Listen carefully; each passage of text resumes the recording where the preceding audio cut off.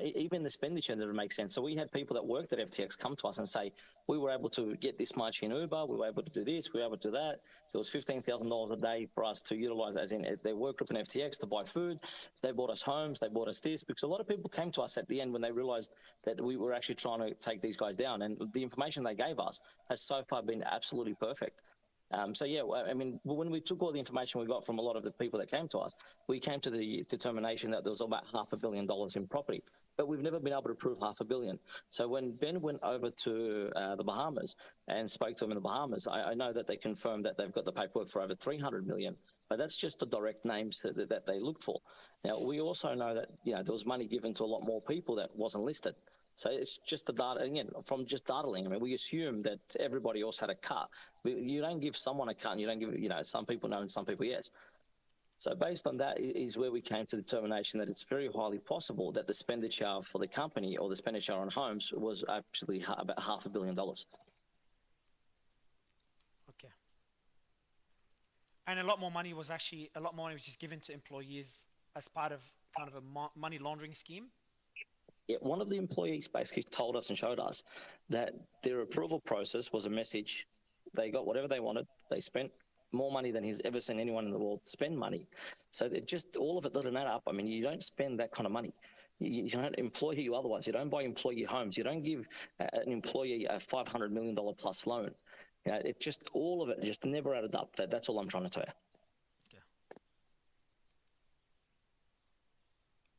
Okay, I'm just writing notes. Okay. A lot of shit going on out there. It's crazy shit, bro. It's insane, man. All right, back to the discussion. Nick, you were going, so Haz, that's on the money laundering segment. We'll go to the regulators now. Haz, you're good with that? Yeah, perfect. All right, cool. Nick, you were saying something about regulators. No, the push here. So we have this, you know, I'm a lovable idiot roadshow going on at the moment. Now, which really opens up the thing. Well, if you're such a lovable idiot, then who's pulling the strings? Because how did you get all these people to, you know, to invest with you?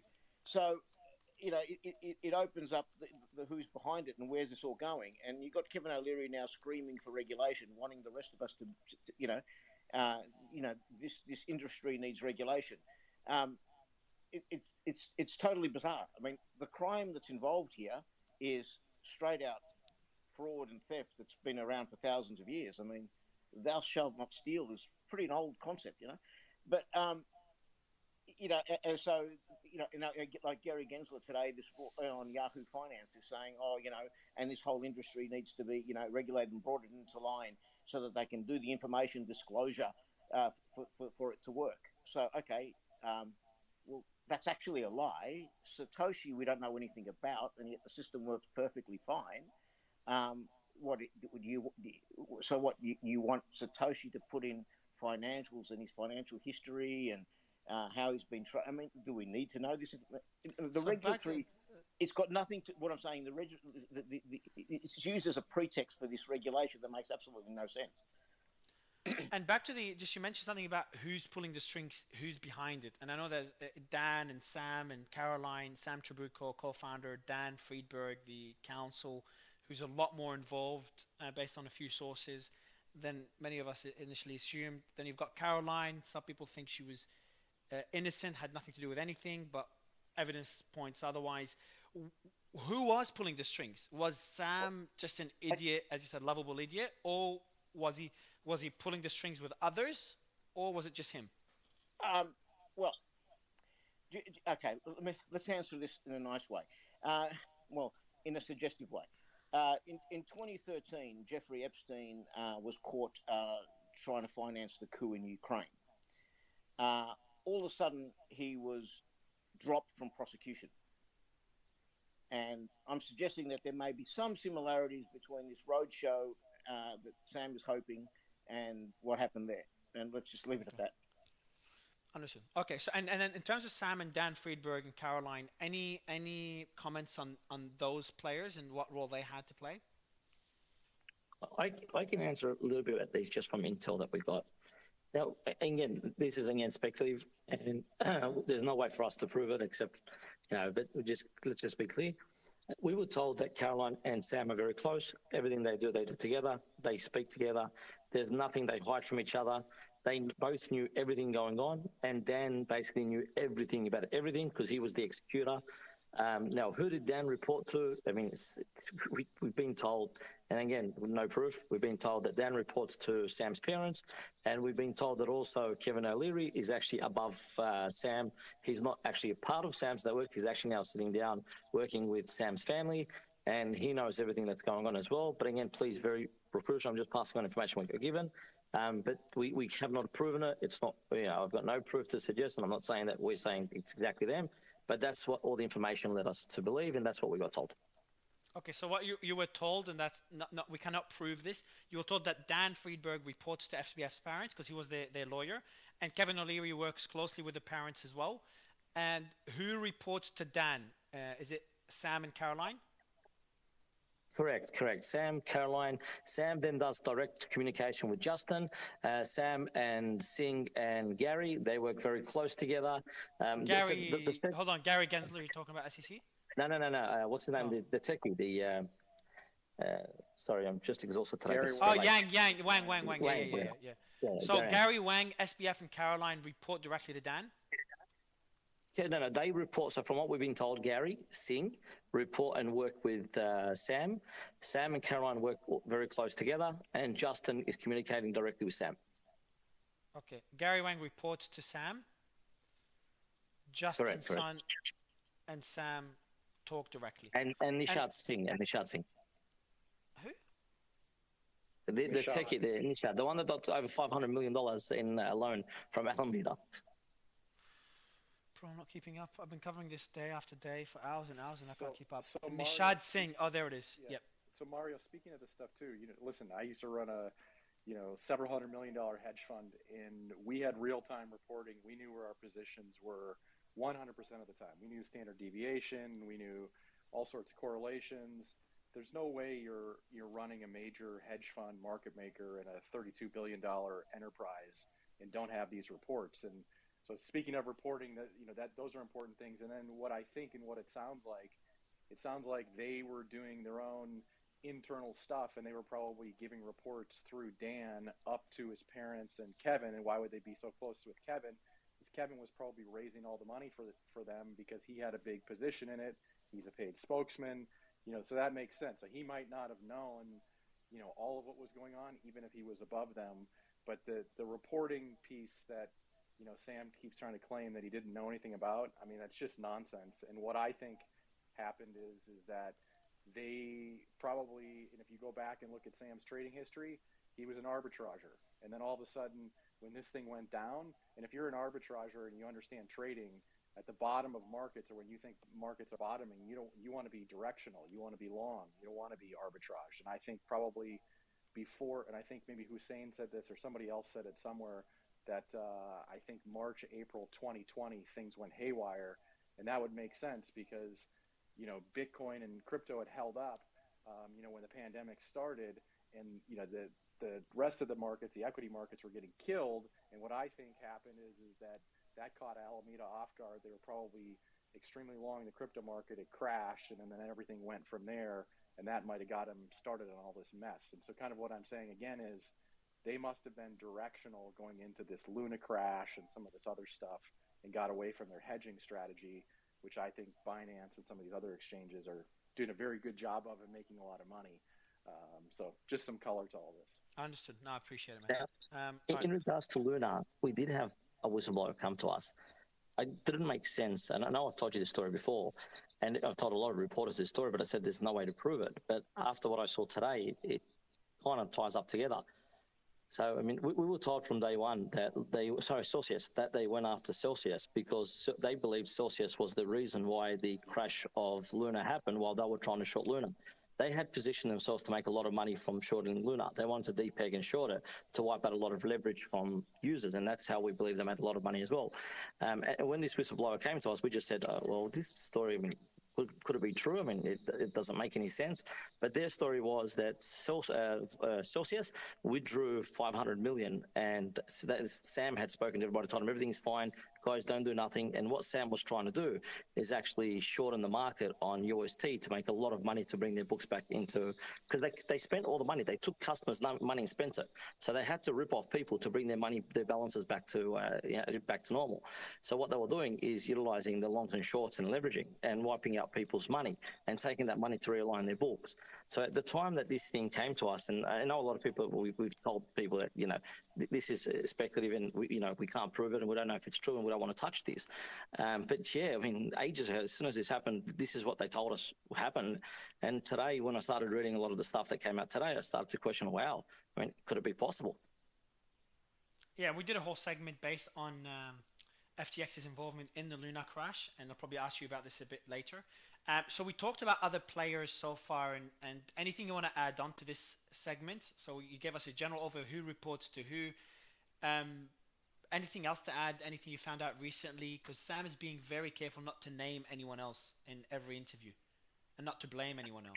So Mario, I have a theory on that. My theory is that he needs to be the fall guy, and the reason is this fraud is so far-reaching and so massive and so crazy. If he throws anybody under the bus in this, he's absolutely dead. Like, he'll go to jail forever for thousands of years for the, probably thousands of securities violations and, fraud. And I mean, he just violated so many laws in every jurisdiction in the world. It's so bad.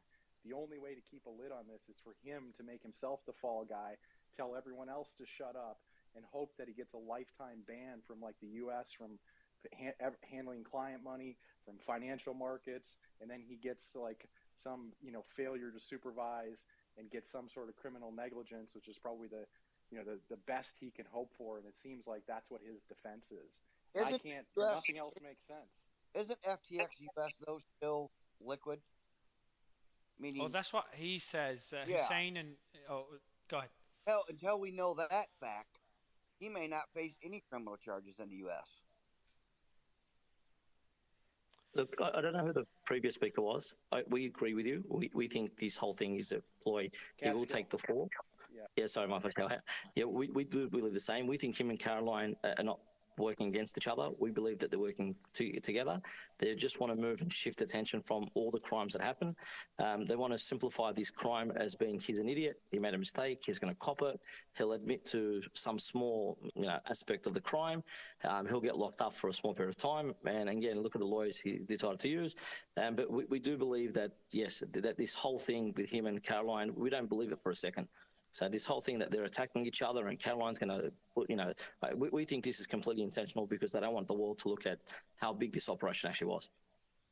Okay. So a reasonable speculation, and you guys just judge, is this.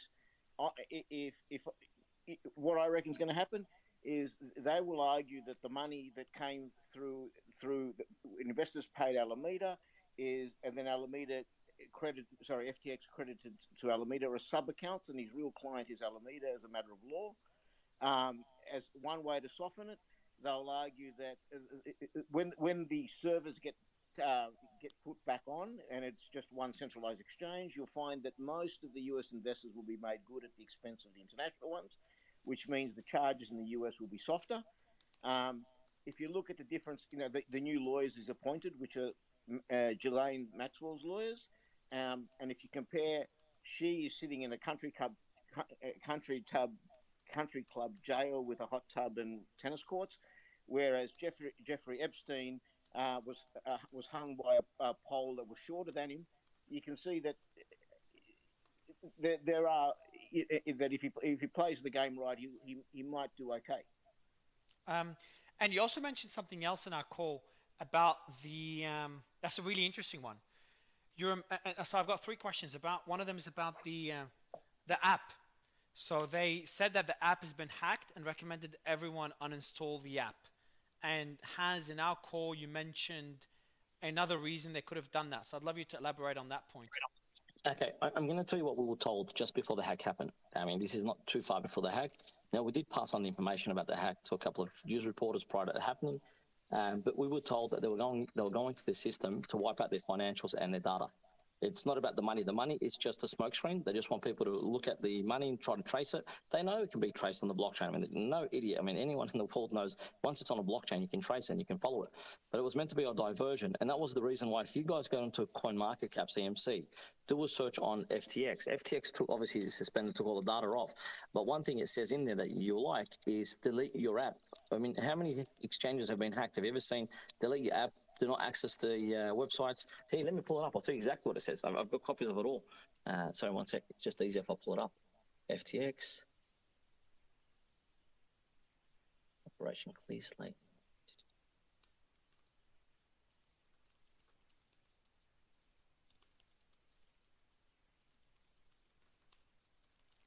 Just taking the notes. So, Nick, if you guys want to speak, I'll just find the document. Yeah. So I'm just going to summarize what you just said because I was typing it. I'm doing a thread for everyone listening. If you missed any of this, let me mute you. Has. Let me unmute you now. So if anyone missed any of this, I'm writing everything into a thread, all the key points.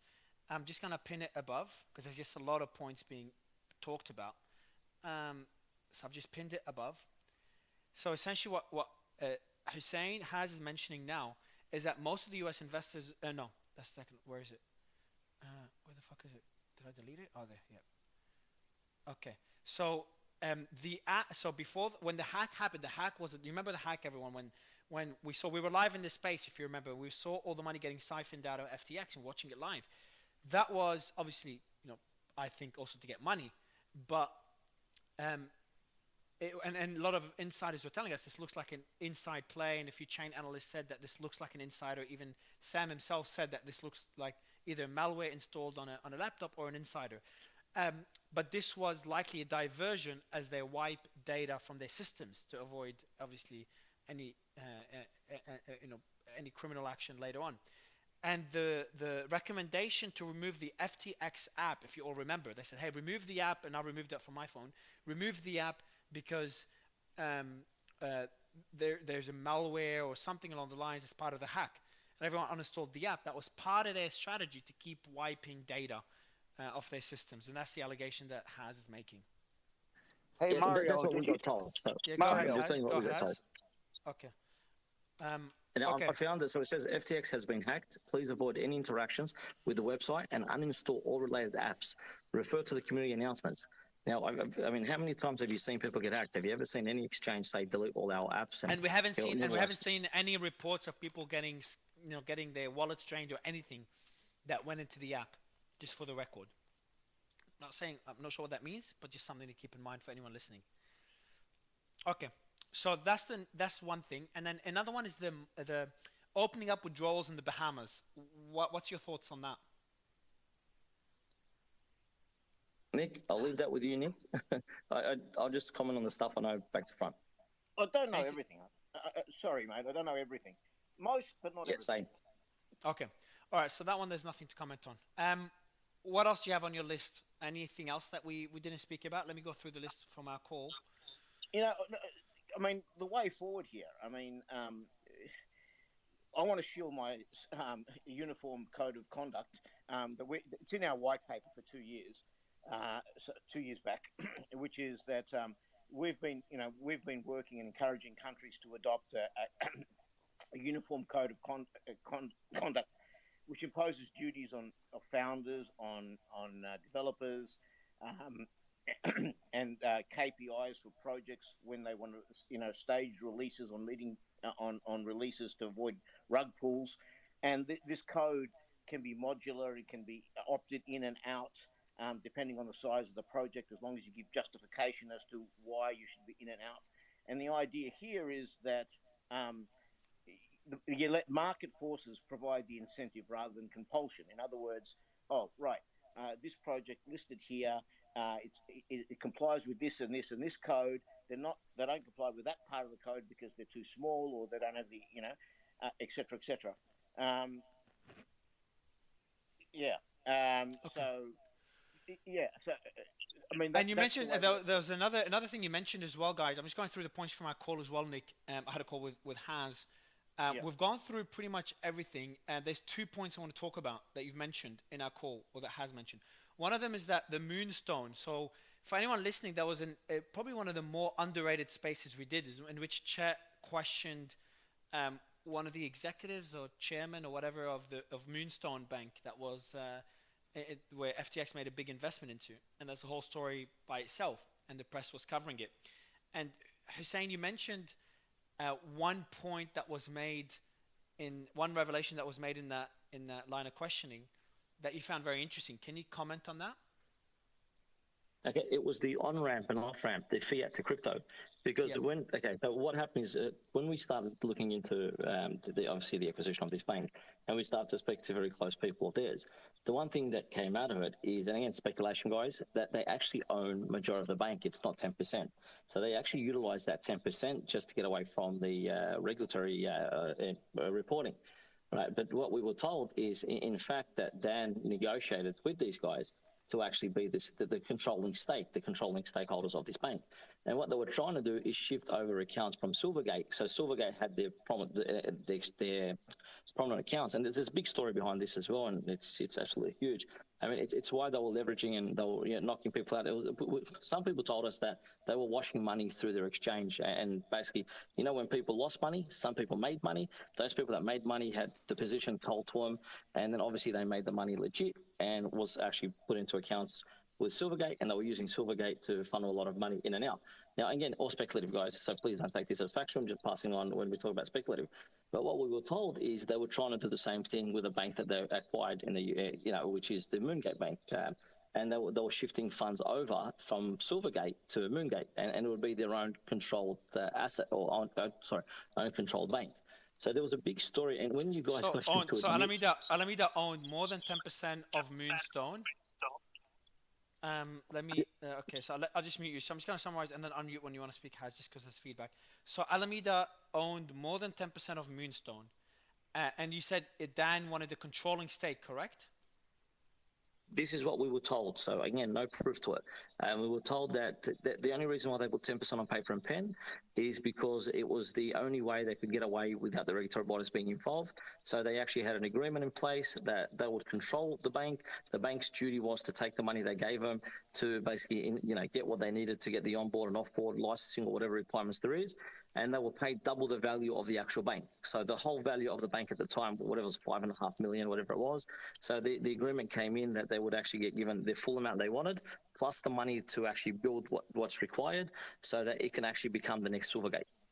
So purpose was to replace Silvergate as their on and offboard, fiat onboard and offboard. From what we were told, it's a bit more dodgy than that. But yeah, they were using accounts to funnel money in and out through their exchange. They were washing money. And again, this is all speculation, guys, but this is what we were told. And this is why they had 20 accounts or something in Silvergate.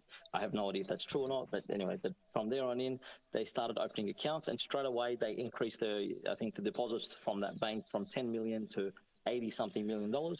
And that's what they were actually utilizing the bank for. Huss, do you want to explain to them the pattern?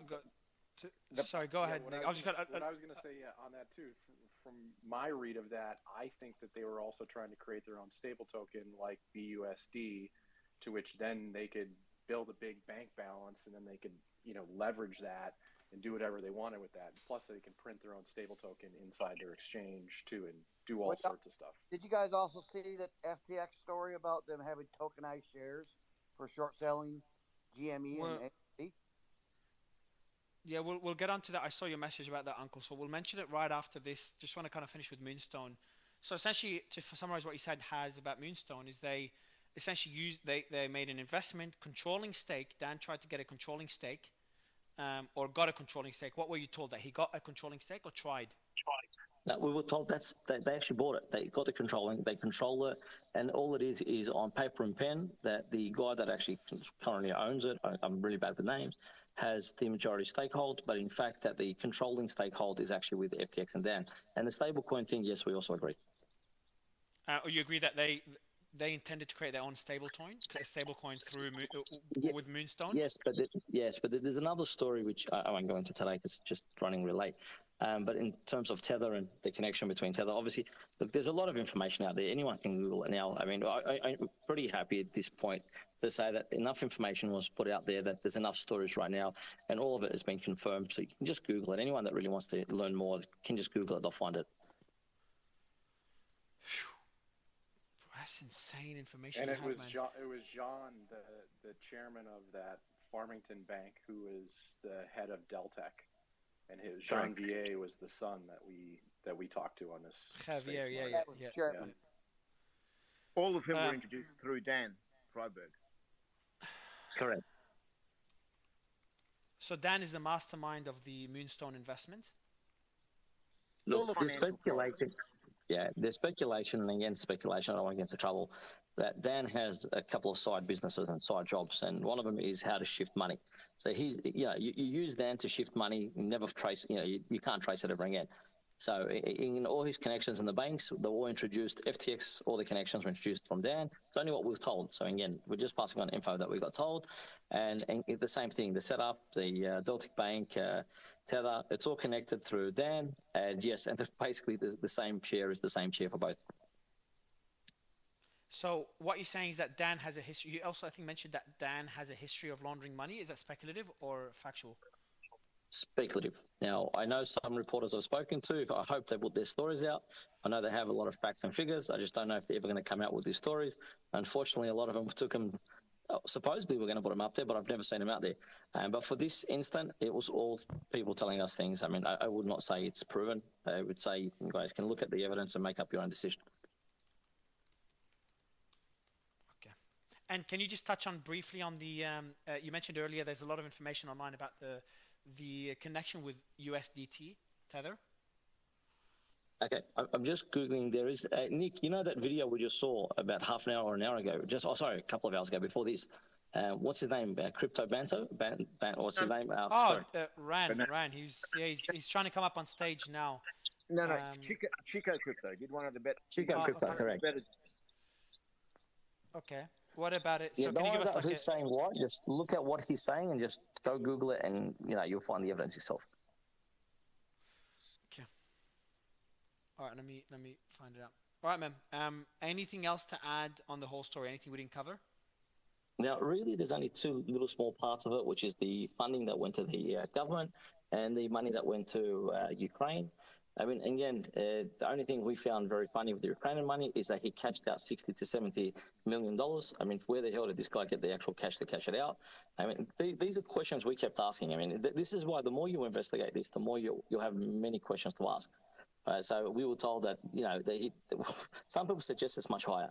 But from what we could find, and really I'd rather stick to facts and figures that we were able to obtain, which I'm confident with, $60 to $70 million was what they sent over to Ukraine, and his job was to cash out the crypto. So he basically used fiat to cash out. So when we looked at it, we thought he was using custom funds to cash out the crypto for Ukraine. That's the only thing that came through. And then when we started investigating how much money, I know originally they said 20 million or 30 million. When we actually went and started doing a background, a deep dig on how much money he gave government in terms of his donations, let me just open it up. It was much more than what they were suggesting. I've got here contributions to governments. We put the contributions all together. It was literally about $70 million that we found in its first instance. And then with what we were told through people that told us, we kind of gathered that 70 million is provable. And altogether, I think it was 180 or 170, whatever million. Something. I'll double check. Sorry. Can you go back? So Ryan, I was just I was just getting the Chico Crypto video up, so I'll add it to the thread. But what are you saying exactly? Can you repeat what you just said now again, just in like one sentence? Because I want to add it to the thread. So what I was saying is, when we started looking into the donations given, people suggested that was 20 million or 25 million. I remember, yeah. So once we started getting all the data points from the FEC Gov websites, and we just went one by one, we literally kept looking into everything that's connected to FTX, and this is FTX alone.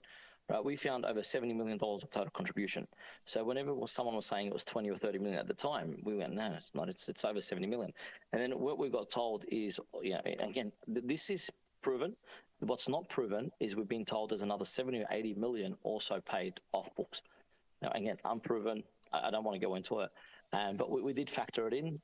But at the moment, what's completely proven is over 70 million. And then if you look at the names of who actually gave the funds to, it's really fascinating. Like even seeing, and all these people that we were told were working with with Sam directly. I mean, they've all given government, so it's just fascinating. That's what I'm trying to say. But again, this is money that got given from money was stolen from FTX users. So when we looked at and the reason why we like the data model, because then we said, okay, what does it mean if this was actually users' money that he stole, because this was in custodianship? He stole it and gave it as contributions. Does this mean these are proceeds of crime? And if they are proceeds of crime, does this mean that they should be reversed back to users? I mean, this is kind of stuff that we found very fascinating when we looked into it. That's all. Were they donations by FTX or SBF? A combination of anyone working in FTX, so the people in FTX itself, and directly, I've got the names, I'll give you the whole list. Right, so this is FTX, FTX ES, FTX Digital Marketing, FTX, FTX Pro, FTX Cryptocurrency Derivatives. So it's all chains. I'll send you the whole thing. This is public knowledge anyway. And we put this spreadsheet together, and it links everything. So you just have to press on the the link. It will take you to the full document, which is on the FEC site. So you don't have to go redo the work. It's all here. It's pretty solid. This thing is actually pretty solid. Okay, and then you said there's two more things. There's one more? There was this and the Ukrainian thing. I mean, the money that went to the Ukraine. That's pretty. So, can you tell me about it again, the Ukrainian one?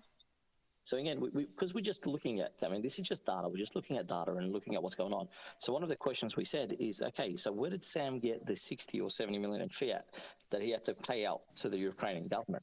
So obviously the Ukraine was getting crypto, but he was paying it out in fiat. He's not giving them crypto to spend crypto.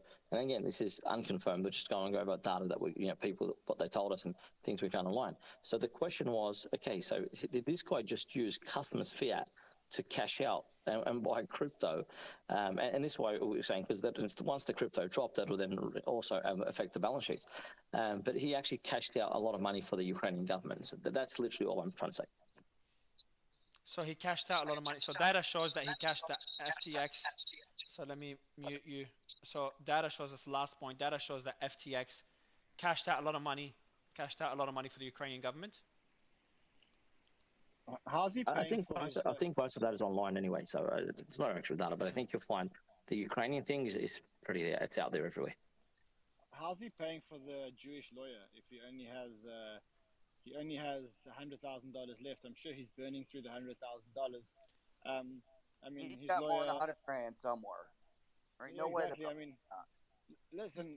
I know that I hired a lawyer when I was living in the States, and before I could even write my first name, and I've got a very short first name. It's only 3 letters.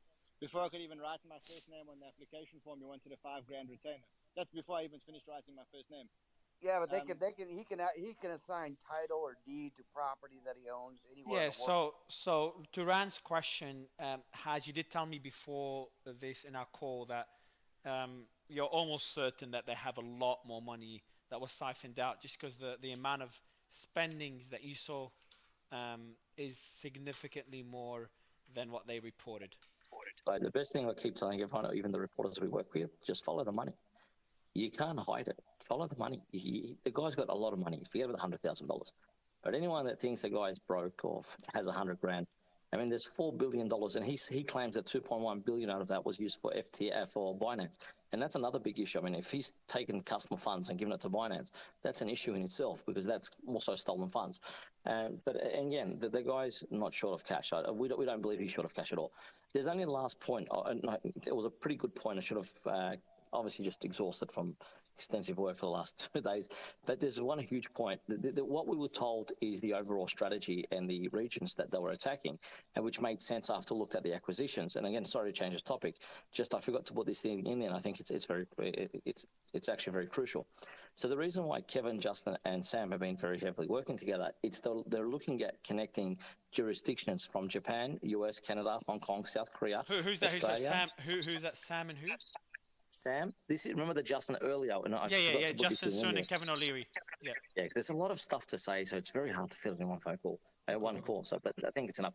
But what we were told and what we started to look at is the overall strategy to connect these. So one thing is CBDCs, but the other thing was the stablecoin systems, and they were trying to create their own stablecoin systems. So 100%, and they were trying to create a system and integrate where they've got multiple exchanges from Canada, Japan, US, Hong Kong, South Korea, Australia, Singapore, and Vietnam. right? These were the regions that we were told that they were looking at integrating a new financial system between. So it would become a new, basically an off-ramp bank, or whatever you want to call it, a secondary Bank of banking International system. Settlements. Correct. Settlements for Correct. CBDCs. Correct. Yep. Correct. Not only for for stablecoin CBDCs, and also we got told, Kevin's job was to actually acquire Canada, and I think Justin was to acquire South Korea, Hong Kong, Singapore, Vietnam, and Sam was to acquire the other. Look, I don't know how much this is. South Korea, Singapore, Japan, and where for Justin? Vietnam. I think his job was to get Hyobi. I can't even pronounce it right. I'm too tired. His job was to actually acquire Hyobi. Kevin's job was to acquire as many exchanges in Canada. And I think Kevin actually right now their acquisitions over 33% of Canadians registered exchanges. I think there's only 6 of them in Canada, and they actually own 2 of them already. So this was actually, and this is not a government conspiracy. It wasn't government conspiring. This is a lot of greedy people coming together, trying to create their own financial systems, and basically run the world's financial platforms. And Sam is what jurisdictions? Sam was Japan, was Australia, was US. And Kat, and just quickly, Kat, just very, very quickly, where are you, Kat? Are you there? Yeah, Kat. What do you call it? So they want Bank to of International Settlements, Central Bank of International Settlements for CBDCs. Sorry, someone's jumping in. I think it was you, Amin. Yeah. So this was a plan that many people tried in the industry. The first motive to create such a thing is to be able to aggregate liquidity across various jurisdictions. Just on the side note, for example, most of regulators, what they are requiring today Binance to do is to have locally managed liquidity, meaning that if they are providing liquidity so most of regulators right now, what they've been demanding to global players such as Binance, besides the fact, anyways, I'll talk about other issues, but one of the main issue is that they were telling them, if you're gonna, every single jurisdiction that you're regulated in, the liquidity that you provide should be of that jurisdiction, should be from that jurisdiction, meaning that you cannot connect to an external liquidity. And Binance have been pushing back on this point more and more. And I think this was one of their main issues why you can't really connect these kind of environment from a regulatory perspective. But I think that was the most.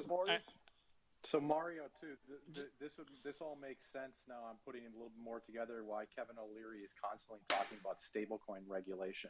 And I'll give you guys even the further thinking of how this works, because I haven't told you, Mario, but I spent several years in Dubai, and I looked at doing a lot of this with CBDCs. And what you can do is, if you can get this stuff in place that they're talking about, then you start paying workers in this, and then here's what happens. The government now has a wallet where they collect taxes in real time. So every time an employee gets paid, the government gets theirs. Now sales tax, real-time wallets. Now you take out the need for reporting. Take it even further. Now you want to start giving out like payday loans.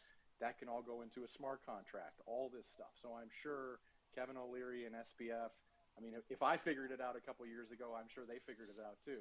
And so that makes sense as to where they were going with all this and why they would work with the governments and how they would convince the governments as to why to do this. It's so that they can get the tax money right away. Can I add something, just because that's very well said? We were told they were creating as well a secondary transaction engine. So it was a payment system between the centralized exchanges, which would never have to, again, unless you're withdrawing and depositing, would never have to settle on chain. So in terms of what you saw them do in FTX, they were trying to create a broader payment system. This is why I tell you Sam's a genius, right? And whoever thinks he's not. And I know a lot of people here start saying the guy's an idiot, but the guy's a genius. Nobody can put this together unless you actually understand every aspect of the technology. But what they were trying, again, speculation, let me say speculation, not to get into trouble. What they're trying to do is create a complete second, a layer 2 sitting on top of the centralized units with the no necessity to go onto chain unless you're withdrawing and depositing outside of the network. So outside of the network, not within the network. So only if you're taking money out of their combined exchanges and you're pulling them off those exchanges, let's say you want to send them from any of their controlled exchanges to Binance, then yes, you would actually have to take the liquidity out and send it to Binance. But this would mean they would be able to make an operation like FTX 10 times to 100 times bigger, create as many synthetics as they wanted to, and it would be very unlikely that anyone would have ever been able to tell. That's really what this design, anyway, of technology would be able to do. And the only reason why I say that is we developed very similar technology, except we did something very different in aspect, because we were designing a technology for the Nauru government for their payment for the Nauru post office. So when we looked at actually developing something like this, but we went with vaulting and we went with security that you couldn't actually cheat the system. So we chose a complete different aspect, but we know the technology, how it works and how it operates, and we know why they're doing it. And also the transaction engine on the centralized exchange, we call it load balancer distribution. If you utilize that, you're going to get speeds like unbelievable speeds. I mean, the future of Web3 is a combination of what they were trying to do with decentralization, and that's really what we envision anyway for ourselves of developing into a Web3 application. But yeah, it's much bigger. We think this was a con, and they were trying to control exactly what you guys were saying, 100% spot on. But yeah, it's not just about holding liquidity in regions. It's about not needing major liquidity and running, becoming the biggest front of exchanges, combination of exchanges, without needing the full liquidity as an independent exchange would actually need. So one even further thing that I didn't add to that I forgot about is once you get control of the CBDCs or the stable coins and all that, and get that legislation in, you can start looking at micropayments and all these third world economies. You can get into trade finance. I mean, you can own all this stuff. And if you understand, you can do it super quickly, and you can help a lot of these third world economies grow by bringing in credit to places where it's badly needed.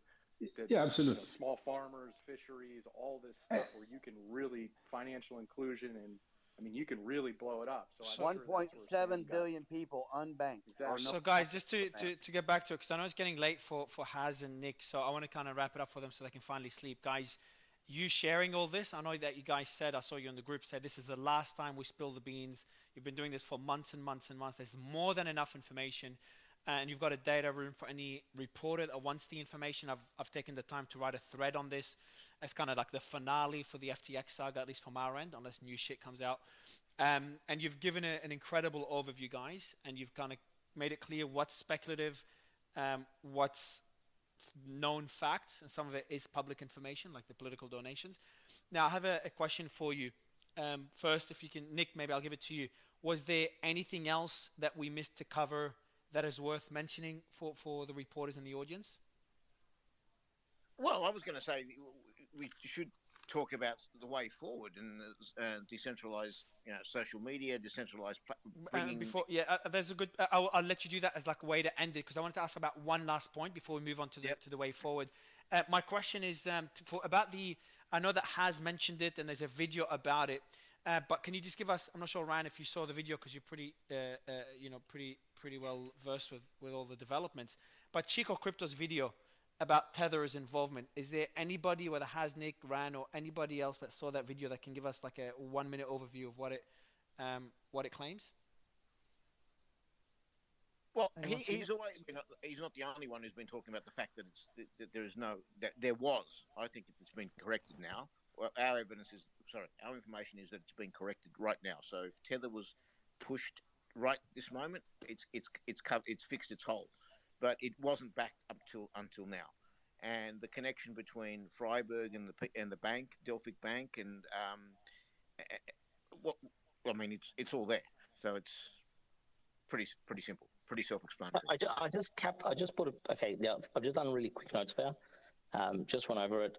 It's not perfect. A lot of spelling mistakes. I'll send it to you if you want to just go over it.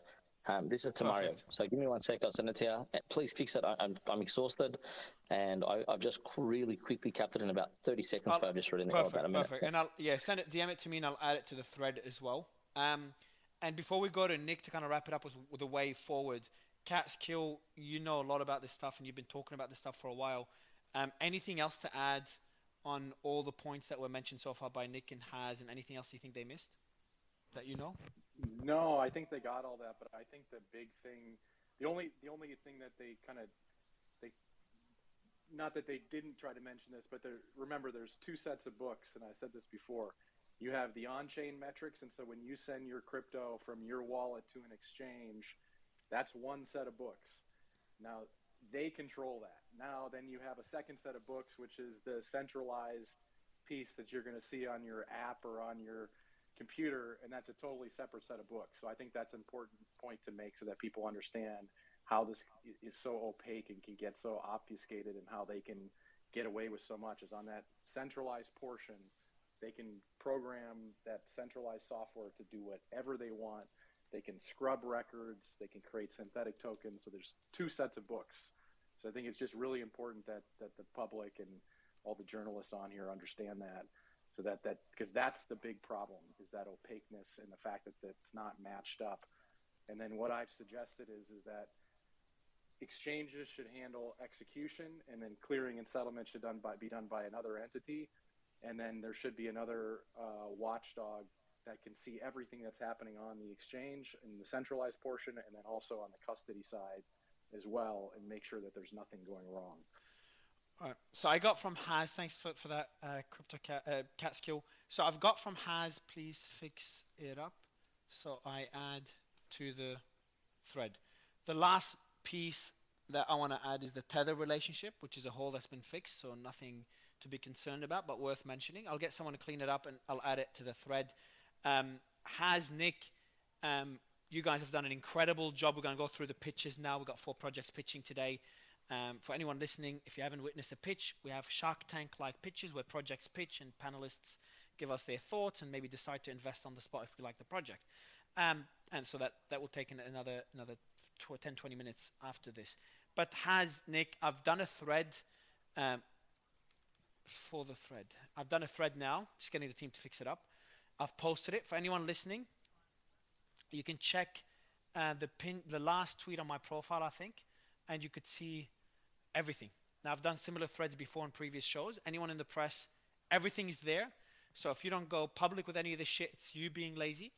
And if you need the data, Haz and Nick have done the work for you. They've got an entire data room, and they did it after being burnt by Alameda and Liquid. So I hope that this information helps anyone involved in prosecuting Sam and others involved. Now, we made it clear in the thread that some of it is speculation, some of it is backed by data, and anyone could listen to this show to get all the information. But I think that's a great way to kind of wrap up the FTS segment. There's more information about Genesis, DCG, and other players that were impacted by this. Silvergate, there's a lot more dominoes that will likely or possibly fall that we're investigating. So we'll keep covering those in every show on Thursday for everyone listening, because it could get a lot uglier. At the same time, it could be, we could be at the bottom. We just don't know. But there's just a lot of red flags we're seeing on a regular basis, and people coming up and sharing those red flags. So just want to mention this. And Nick, I know you wanted to add a few final points on the way forward, so I'll give you the mic for that. No, I mean, it'd be wonderful to see an end to this perversion of decentralization and what we got into the space in the first place. I mean, and we've got to return to that. It's the first time in human history that we have where we don't need a central authority, where we can organize ourselves in groups and communicate across the globe and innovate and share. And technical advancement is here. And this perversion that we call Sam Bankman-Fried, who just fuck that up. We've got to get back to the get back to the decentralization. Like we see it differently because we have parallel processing chains, for example. So our system can integrate Bitcoin and Ethereum and all that. Whether it's us, it doesn't need to be us. The idea now, the projects have got to start together so that we can evolve, come together through our DAO system. We can have our own governance, our own rules for each project according to how it wants to work. And now we've got to get back to that. And now, okay, banks want in now. They don't like DeFi because that's their profits, the investment bank's profits that have gone that are now available for the ordinary person to have. We've got to stay the course. Now, I'll just add something on top of what Nick, I think what Nick's trying to say is, we'll have a different session anyway on ours, but you always hear that DeFi or the decentralized nature cannot act the way centralized can. That's bullshit. right? And the speeds, and I mean, technology does exist. There's a lot of technology. We've worked on a lot. We've developed a lot. We also know a lot of people have developed just as good and even better technology that exists.